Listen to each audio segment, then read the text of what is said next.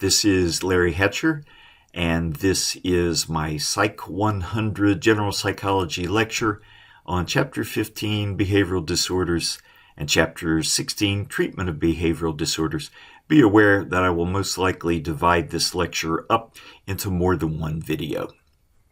Let's scroll down and see the general outline we're going to follow on page 2. I'm going to begin by talking about the prevalence of psychological disorders, and then we'll do a deep dive on mood disorders.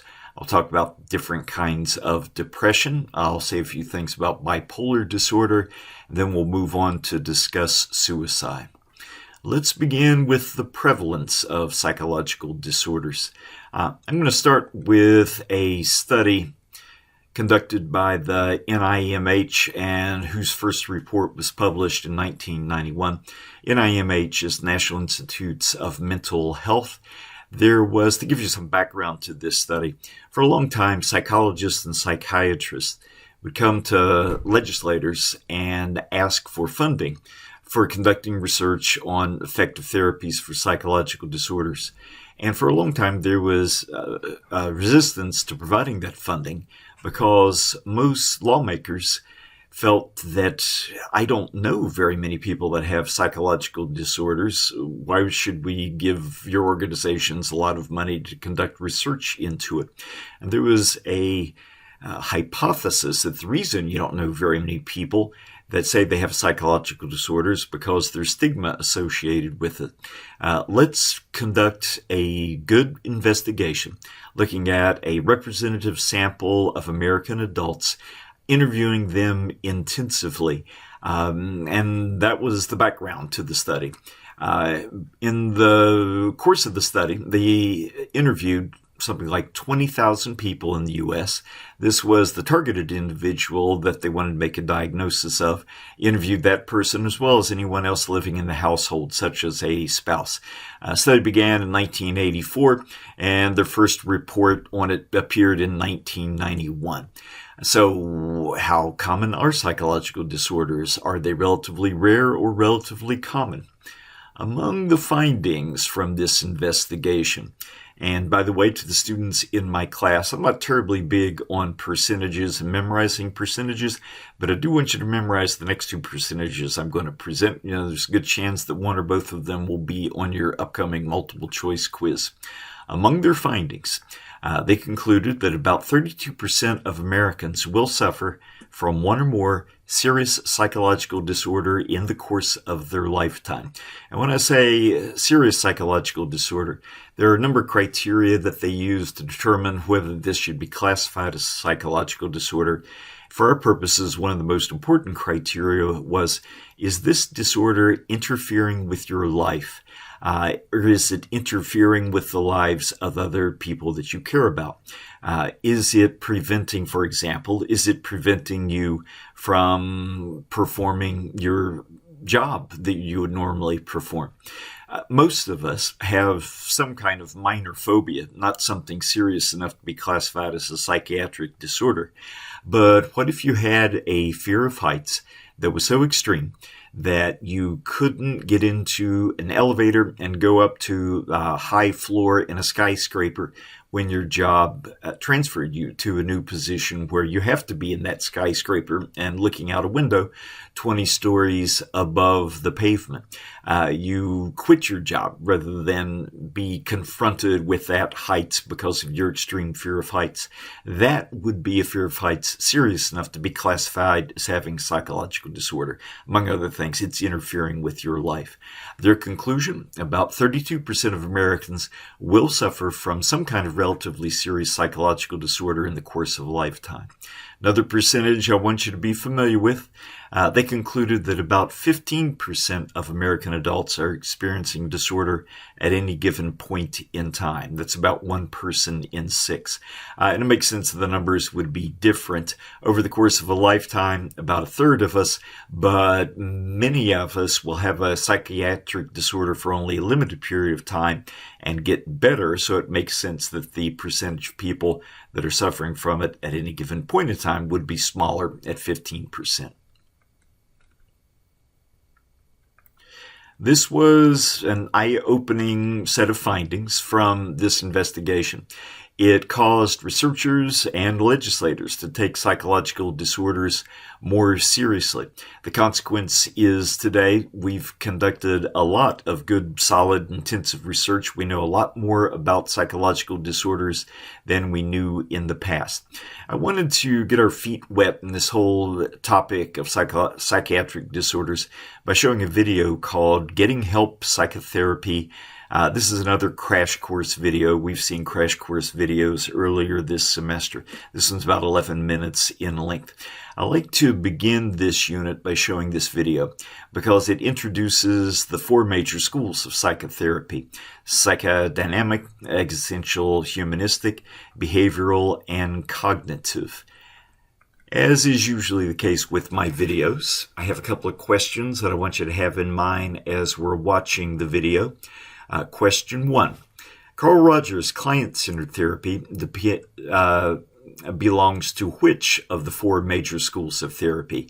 Is Carl Rogers' client-centered therapy an example of psychodynamic, existential, humanistic, behavioral, or cognitive? Question 2. Of the four major schools of therapy, which one is characterized by the following? In the video, which school of psychotherapy has the following characteristics? It teaches people new, more adaptive ways of thinking. It challenges their catastrophic thinking. It helps people to think more positively about themselves and their future. I'm going to talk about this school of therapy later in this lecture. It is named in this video. Which one is it? Which school of therapy has all those characteristics of those four? Here's the link to the video. I'm not going to embed the video within this video because I could get in trouble with YouTube for doing that kind of thing. But I do want you to watch the video. If you're using a Windows computer, you'll control-click this link. It'll take you to the video. Watch it, see the information that it provides.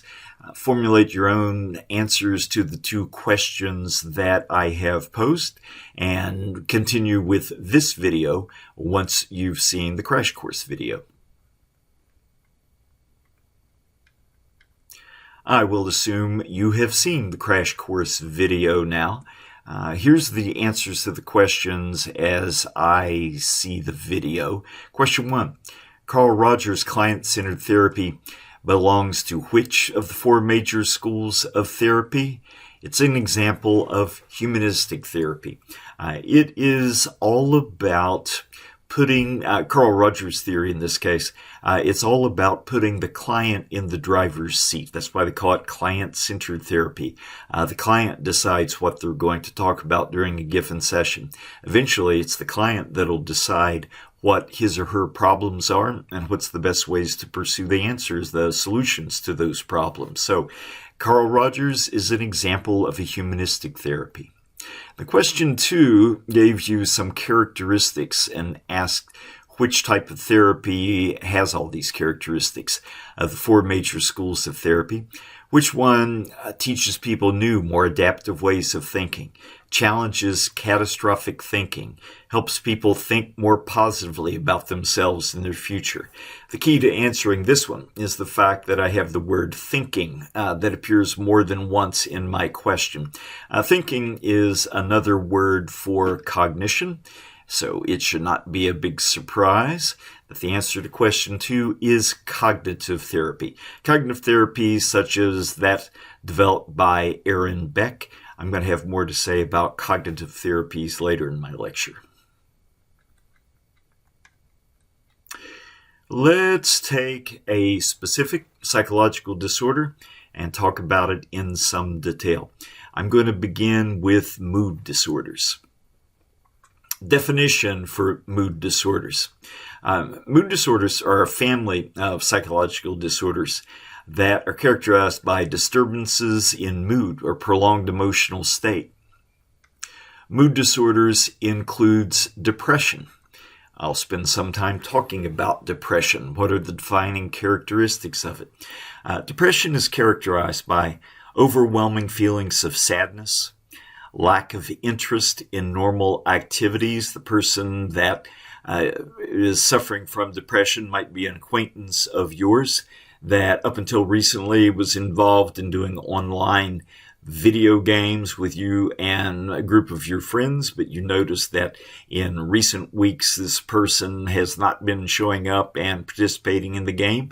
That is potential characteristic of depression. Depression is often characterized by guilt, feelings of worthlessness. So, depression is mostly what you would expect it to be, given what you already know about depression.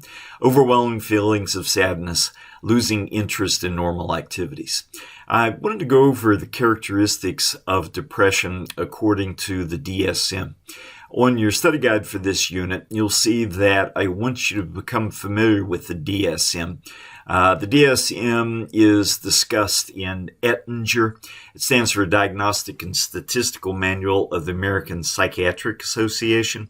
Notice it's American Psychiatric Association, not Psychological Association. It's an important book because it identifies the most important psychological disorders and the behavioral symptoms that indicate the person is suffering from this disorder. Here's the major symptoms of depression according to the DSM. Some of these are going to be exactly what you would expect, but I think some of them will surprise you. Poor appetite or significant weight loss, or increased appetite, significant weight gain. You might have a friend who experienced something bad in their life a year ago. Over the course of the next 6 months, they put on 40 pounds, which was unusual for them. That's one of the things that sometimes happens with depression. Insomnia or hypersomnia. You know that insomnia is not being able to get enough sleep. Hypersomnia is the person who sleeps too much. People suffering from depression will sometimes sleep for 10, 11, 12 or more hours per day. Psychomotor agitation or retardation. Agitation just means that they are fidgety and can't come to rest. Retardation means that they engage in less physical activity and they become more sedate. Loss of interest or pleasure in usual activities or a decrease in sex drive. I mentioned that a minute ago. Your friend that stopped participating in online video games, which was an unusual thing for them, that it can be a warning sign of depression. Loss of energy and fatigue. It has a physical aspect in addition to the psychological aspect. Feelings of worthlessness, self-reproach, excessive inappropriate guilt. Complaints are evidence of a diminished ability to think or concentrate.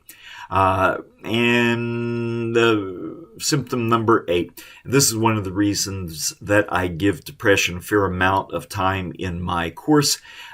Symptom number 8, recurrent thoughts of death, suicidal ideation, wishes to be dead, or suicide attempt. Suicidal ideation means they're thinking about committing suicide. Recurrent thoughts of death.